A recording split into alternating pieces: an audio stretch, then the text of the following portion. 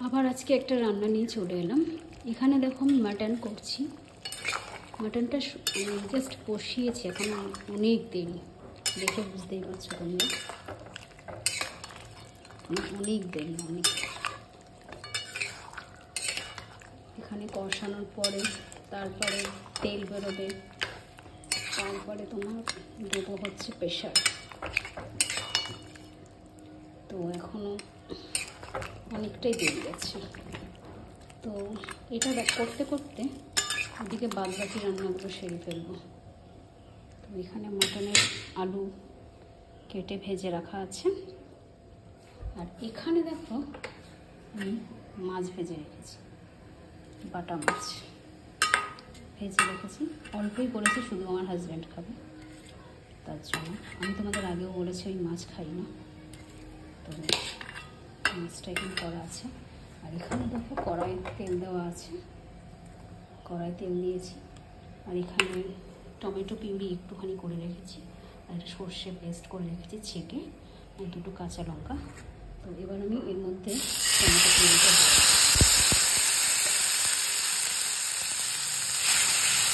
একটুখানি হতে হতে একটুখানি ভাজা ভাজা হবে, তারপর সর্ষের পেস্টটা দিয়ে দেবো। কিন্তু সর্ষের পেস্টটা দেওয়ার আগে আমাকে একটু জল দিতে হবে, নাহলে কী হয় এটা দিয়েটা একটু কাঁচা গন্ধ যতক্ষণ না যাবে ততক্ষণ নাড়তে হবে।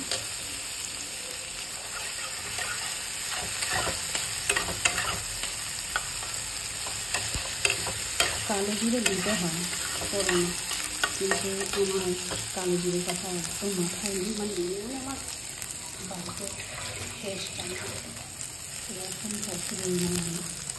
এখানে মাটনটাও হচ্ছে, মাটনটা হতে হতে এদিকে আবার চাটনিও হবে, টমেটো বাটা হবে না। এর মধ্যে একটু জল দিয়ে দিই, তাহলে কী হবে পেস্টটা যখন দেবো তখন কুটকুটে ব্যাপারটা আসছে।